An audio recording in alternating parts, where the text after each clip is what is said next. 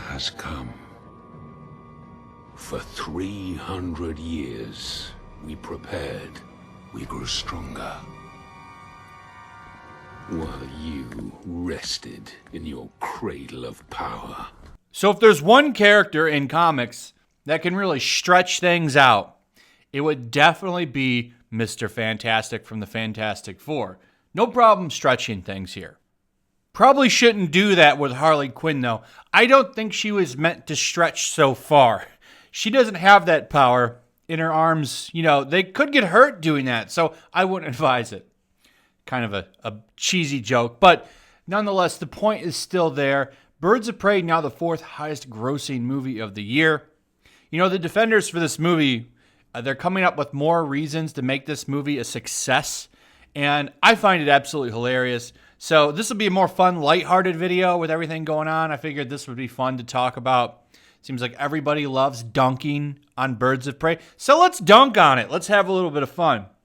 I found this from the Mary Sue, coming from Princess Weeks, who, to be fair, I think makes fair points in some of her articles. She's the best writer on the site, I think, to be honest. She likes to do some stretching, but for the most part, sometimes she can come across all right. So I'll give her that. This article, though, still makes quite a few stretches that I think are worth making fun of. So her whole point here is that the film is now the fourth highest grossing movie of the year. Fortunately, we're only in the third month of March. We have a long way to go. But I think the hidden motive here, which kind of makes sense because they desperately want this movie to be a success because, well, you know, agenda and stuff, is to make a good headline for the film. So if you're, you know, I believe how things work is if you were to go search Birds of Prey right now in the Google algorithm, this would be one of the first things to pop up because it'll be one of the more recent articles. A lot of people aren't really talking about it. And, you know, most of the articles that have popped up have been stretches. So I just did one the other day where they were doing big stretches, trying to say it was a winner and begging people to go see the film, which was fun. I really do. I mean, this is the fun time now because the movie is a complete failure. It's going to end up being a complete failure by the end of the year because in comparison to other movies, especially Black Widow and Wonder Woman 1984, it's going to look like a pile of garbage. And the difference between this movie and those two is Wonder Woman 1984 and Black Widow, you know, they're not going to have the controversy that this movie did. They won't have it at all. Neither of those movies have the crazy woke marketing. Nobody's mad about them because both of those films say, come hang out. Why don't you come have a good time, hang out, watch the movie, relax. We want to entertain you. Where the marketing around this movie was like, listen up, men. This movie's not for you. We still want you to come see it, though. It's not for you, though, but come see it. But don't forget, it's not for you. It was really strange, you know. I'll never forget it. I love this marketing because it makes a lot of content for the channel. I'm not gonna lie. I'm just gonna be real with you. It gives me something to talk about when they do this stupid marketing like they did with this movie because it's so anti-consumer when you just tell half your fan base, look, don't come see the movie. Wait, why didn't you still come see the movie? I don't understand it, and I'll never understand it. It's very anti-capitalist because you would think, you know, you would want to tell everybody to show up. Gal Gadot and the director of Wonder Woman, what's her name? Patty Jenkins, I think is her name. They're all like, yo, we want everyone to come see this film. Come enjoy it. Take your shoes off. Well, you know, don't do that, but, you know, just come relax, hang out. We want you to watch our film. This film didn't do that at all. It said, listen up, men. Your time is finished. It turned a lot of people off. So a lot of stretching in here. So despite a rocky financial start and a cynical people within the fan base rooting for it to fail, the reality is that Birds of Prey has managed to not just do well, but be financially strong. Even though it was labeled a bomb, it's still the fourth highest grossing movie of 2020 so far.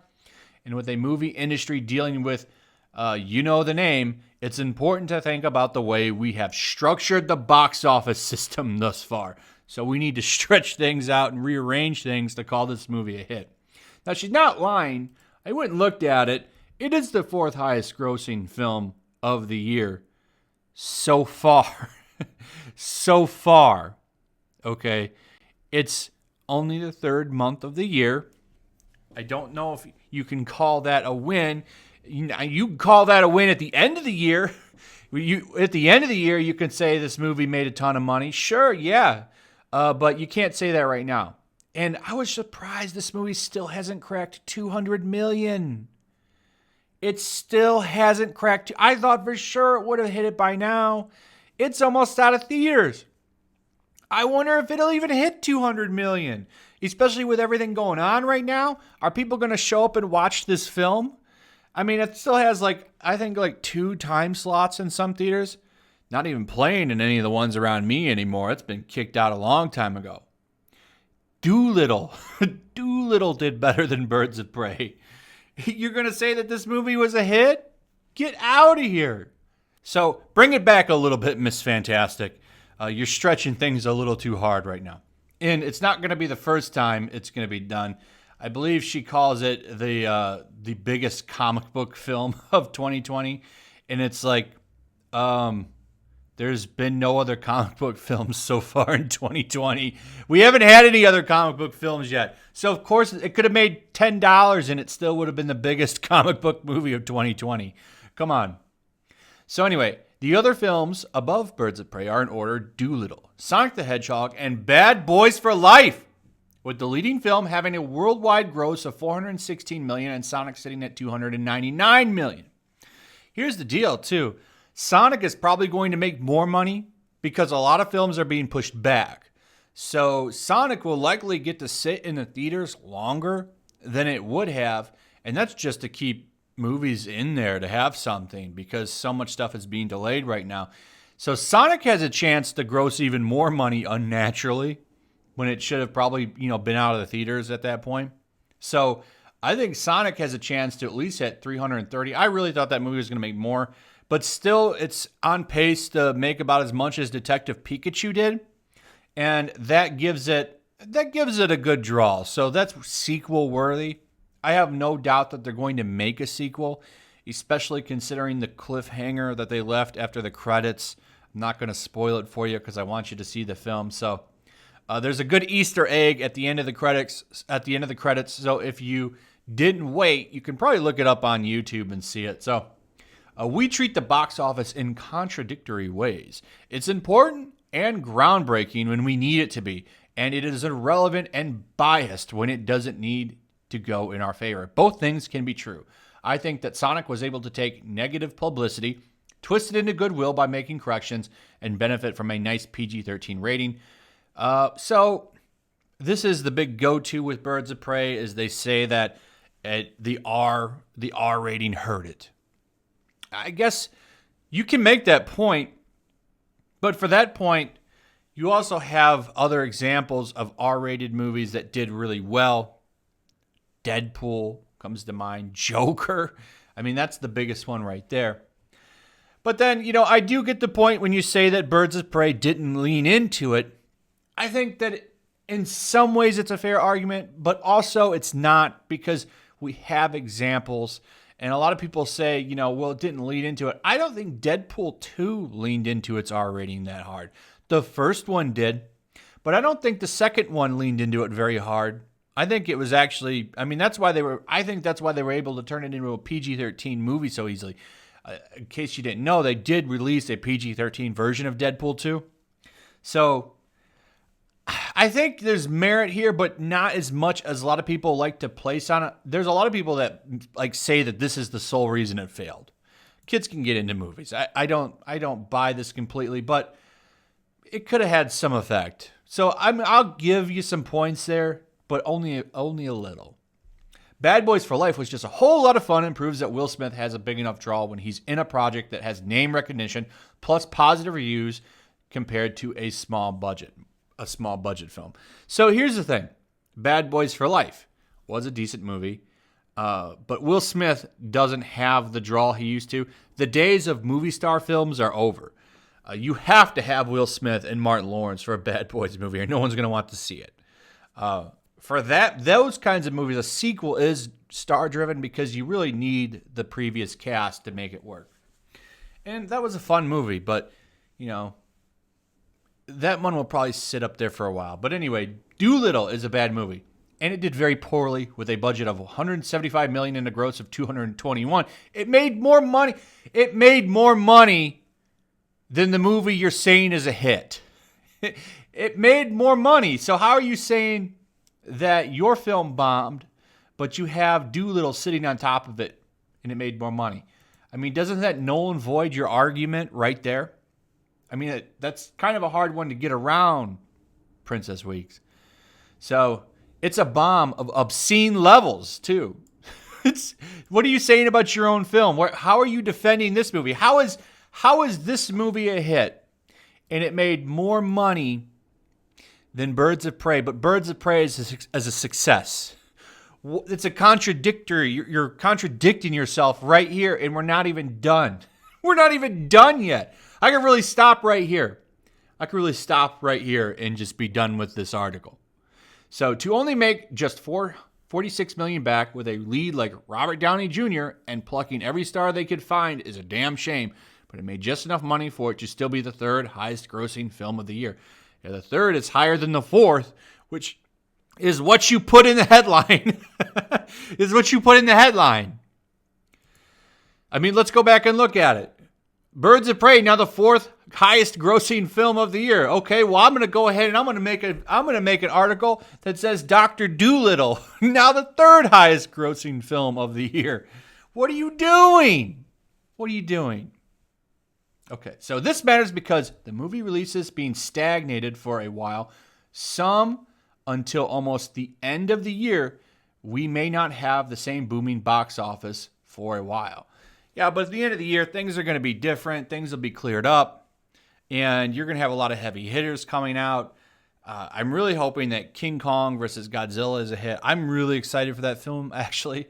I like all of the new Godzilla films. I don't know how you guys feel about it, but I thought Godzilla and Godzilla King of Monsters were fantastic films, and I'm really excited for, I don't know why, but I'm really pumped for Godzilla versus King Kong. I can't wait till they show the trailer.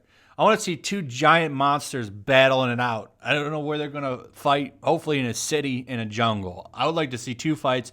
I would like to see one in the jungle, and I would like to see one in a city. I don't know which one comes first, but I definitely want to see that. Imagine how cool it's going to be to see King Kong swinging on some skyscrapers and doing like barrel roll kicks into Godzilla. It's going to be awesome. What more fun can you ask for? So I love Birds of Prey. There is an absolute bias in that. And while do you think? And while I understand some of the criticisms around it, I also think that we unfortunately have a box office system that loves to feed its own biases. I'm happy with the film being a cult classic type, and I'm sure that it'll probably do much better on Blu-ray. But that said, reality is that without Birds of Prey, we have no women directors on the list so far. It is also one of two with a female protagonist. Don't worry. I promised you. At least I can't say for sure on Black Widow because I think there's a little bit of Marvel fatigue, but I can promise you that Wonder Woman 1984 is going to be a smashing hit. The first one almost made $1 billion. I do think that there's a strong chance that Wonder Woman 1984 could make $1 billion. There's no big Marvel movies coming out this summer. It doesn't really have very much competition. I think Wonder Woman 1984 can make $1 billion. That's got a female director and a female protagonist, so wipe your tears away. I think you'll get what you want there, and I hope you do. I want it to be a good film. It looks good. It has good marketing. No one's telling me I'm a piece of trash. They're just saying, come take your shoes off and enjoy the film. And I like that. So I think that appeals to people, and I think that movie will be a hit. So we're both going to be happy with that one. So you can write an article there and have your tears of joy, and no one's going to say anything. So, it's not all lost, Princess Weeks. So we still have to win these little battles. in order to get anything done, and it feels exhausting. It doesn't help that people decided to, for some reason, pit Sonic against Birds of Prey as if they were the same. No, they turned it into a cultural fight, and it was a fair point because you had one film, you had two films, both dedicated to kind of the same fan base, video games, comic books. I mean, you can argue there's an audience there built in for both of them. One, respected fans, had really good marketing that said, hey, please come see the film. We love you. And the other film said, men are trash. So it was a really good example of one film praising fans and the other trashing fans. And it was fun because they came out so close together to see which one would do better. And no surprise there, the one that loved fans did better. I mean, it's not shocking. No one's crazed about that. Like, whoa, I don't understand. The only people that are confused are the people that seems to think trashing fans is a market-winning strategy. The only people that are confused are the ones that are confused by that. So, yeah. So anyway, if there is something to blame, I honestly feel that they should have put the movie out at a different time earlier in the year, and despite my personal desires, making it PG-13 would have probably helped. What would have helped is, first off, leaning into the R rating definitely would have helped in your advertising, and not treating fans like garbage. I mean, telling men they're garbage, definitely not the best idea. But anyway, I don't think it matters how well Birds of Prey does financially if people see it as a failure and dismiss it out of hand. The narrative has already been set, and that is more harmful and impactful than money. So there you go. Just defending the movie, but fun to kind of go over and talk about. So a little bit of stretching, but I do want to be fair. Like, some of the points weren't that bad, but it was still like, what are you doing? I could easily made the same article that says Dr. Dolittle, now the third highest grossing movie of the year. So, yeah, that's pretty much it. Give me your thoughts on this, guys. What do you think about the defending for this movie? Because, it just gets more comical as the weeks go on. I don't know how many more are left. I don't even think this is in the theaters anymore. In fact, tell me in the comments, is this playing anywhere around you? If you want to take a second and look at local areas and times, tell me, is this playing anywhere? Is anybody still is this got any time slots? Dollar theaters don't count. So, I don't know if you guys know that, but there are cheap theaters where, movies that are out of the prime go and play cheaper in a budget theater. Those don't count. I want to know about current, you got to pay $10 to go see the film. So let me know. Let me know if that's still going on. Also, throw a like up if you would. Share the video. Very important because YouTube's not doing it for me. Also, make sure you're still subscribed. Subscribe if you're new. Hit that notification bell, and I'll see you guys on the next one. Peace. Also, if you want to help support the channel, check out my Teespring store. There's a link in the description. You can find some merchandise in there that you might want to check out. Also, take a moment. Make sure you're still subscribed to the channel. There's something going on right now, and they've been unsubscribing people. So just take a second and double check on that, and subscribe if you're new.